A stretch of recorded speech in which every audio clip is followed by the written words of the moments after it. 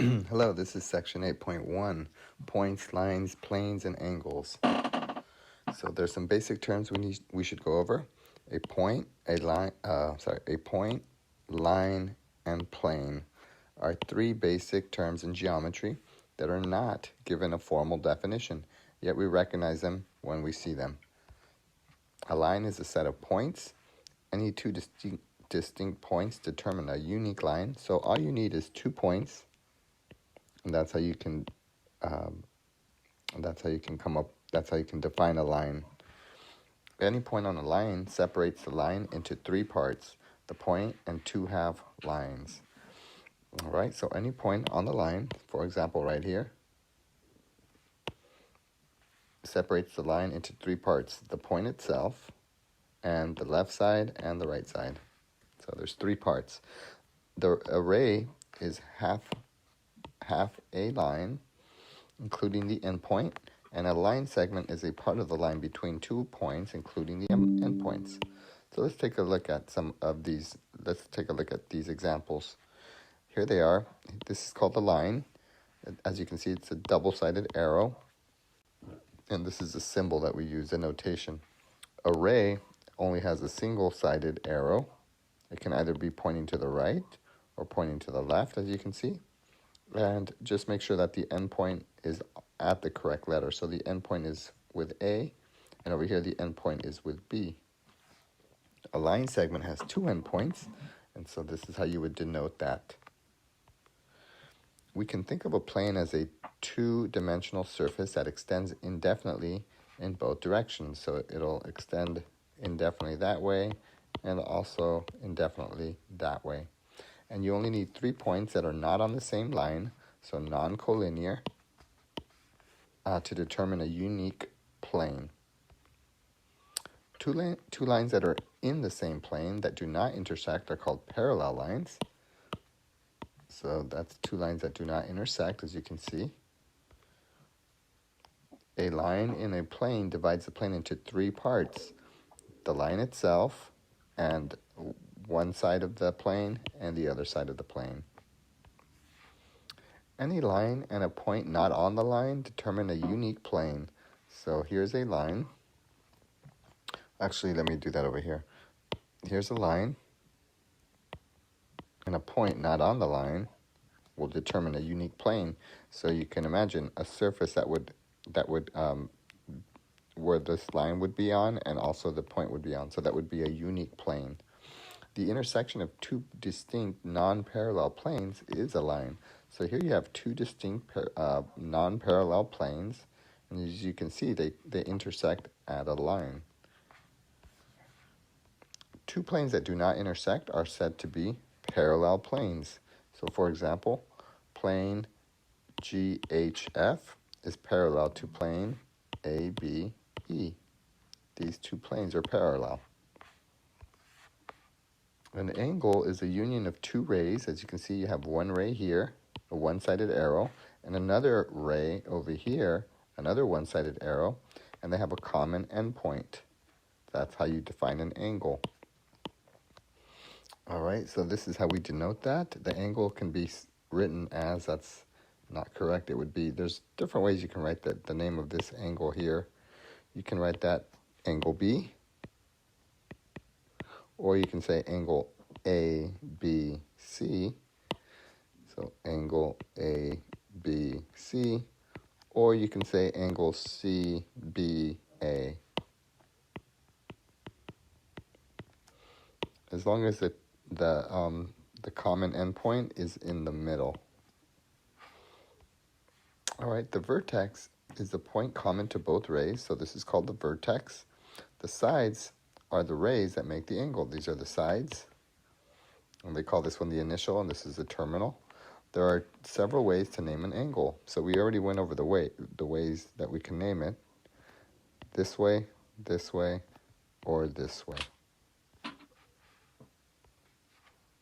The measure of an angle is the amount of rotation from its initial to its terminal. So here's the initial side, and here's the terminal side. The measure of the angle is given by this measurement here. As you can see, this would be about 50 degrees. you would go with the ones on the numbers on the bottom, not the numbers on the top. Angles are classified by their degree measurement. Right angles have a measure of 90 degrees. An acute angle has a measure that's less than 90, and an obtuse angle has a measure that's greater than 90 but less than 180, and a straight angle has a measure that's equal to 180. So here they are. These are the definitions we just talked about. A right angle is 90 degrees. An acute angle is between 0 and 90. An obtuse angle is between 90 and 180. And a straight angle is equal to 180. Adjacent angles are angles that have a common vertex and a common side but no common interior points. Complementary angles are two angles whose sum is 90 degrees. Supplementary angles are two angles whose sum is 180 degrees. So here we have an example. It says in the figure we see that the measure of angle ABC is 31. Let me just fix these. Angles should be this symbol, not the rectangle that you see. All right, so they say in the figure, we see that measure of angle ABC is equal to 31. They're telling us that ABC and CBD are complementary. That means they add up to 90. Determine CBD. And then they also want us to determine CBE. So let's go to that example. Here it is. So CBD, they want us to find this angle here. So CBD, the measure, you put a little m for measure. The measure of angle CBD is going to equal to, well, since these two angles are complementary, that means they have to add up to they have to add up to 90, as you can see by that little square there. So I'll call it x. So x plus 31 must equal 90. So if you subtract 31 to both sides, you're going to get 59 degrees.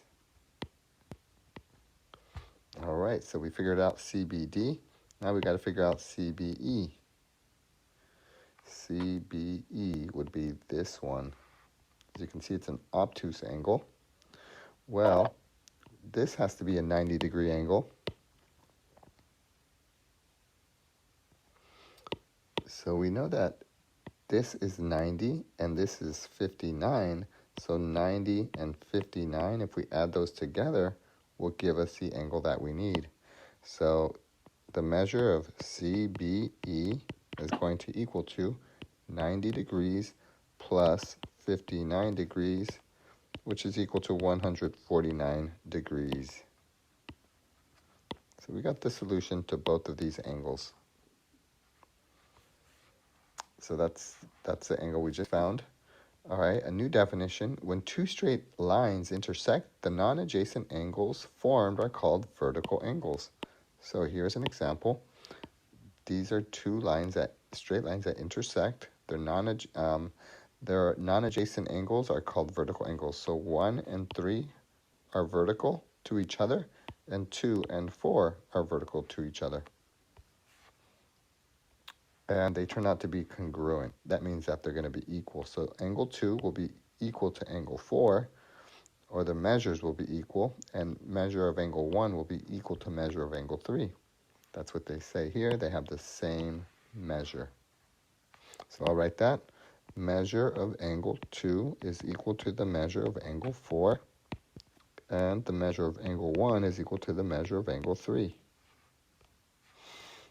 So now we have a line that intersects two different lines at two different points is called a transversal. So you have two lines, and then you have a transversal. A transversal cuts across two other lines. So this is called a transversal line. Special names are given to the angles formed by a transversal crossing two parallel lines. So now line 1 and line 2 are parallel. So this is the notation we use. Line 1 is parallel to line 2. That means parallel. And you have a transversal. So now we're going to have special names. On the next slide, you'll see the special names to these angles. So these two angles are called alternate interior angles. As you can see, they're alternate and they're on the interior of these two parallel lines. All right, and so they actually turn out to be equal in measurement. So angle 3 will be equal in measurement to angle 6.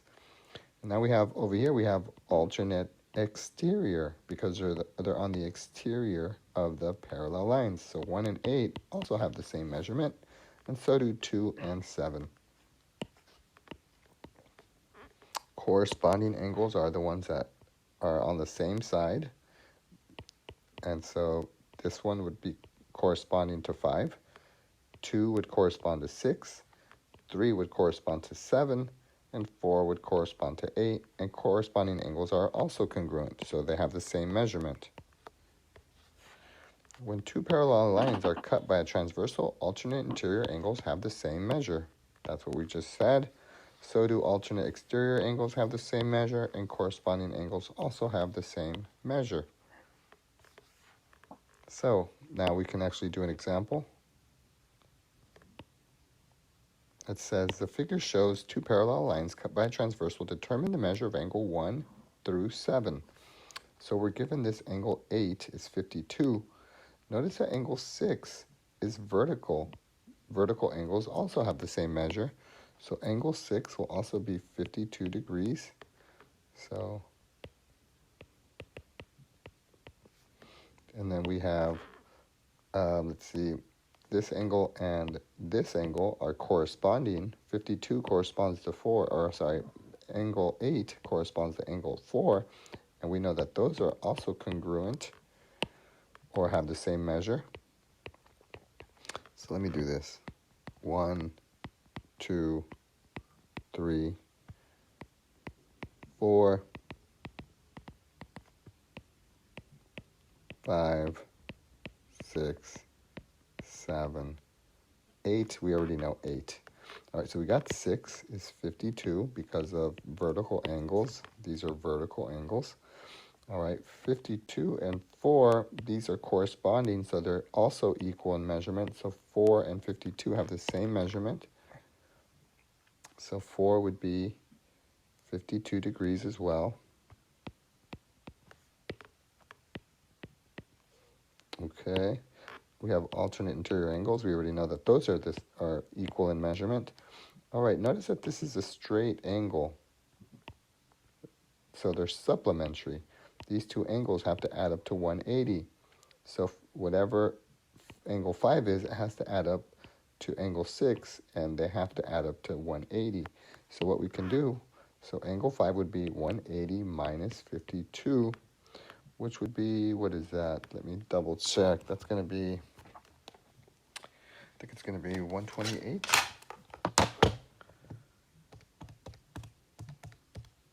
Yes, that's 128.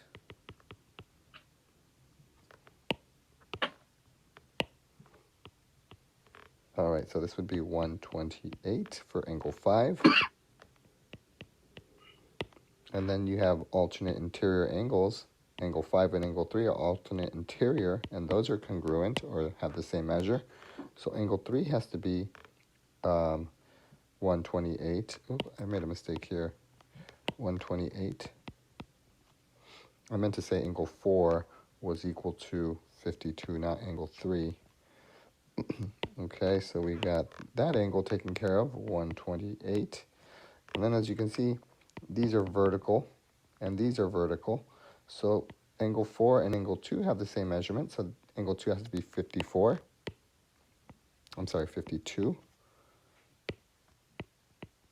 And then angle 1 and angle 3 have the same measurement. Those are vertical, so 128, 128.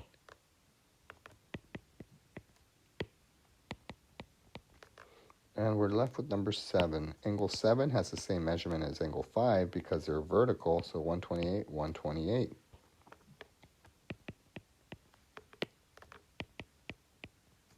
Oops. And that will do it for all the angles that we're looking for.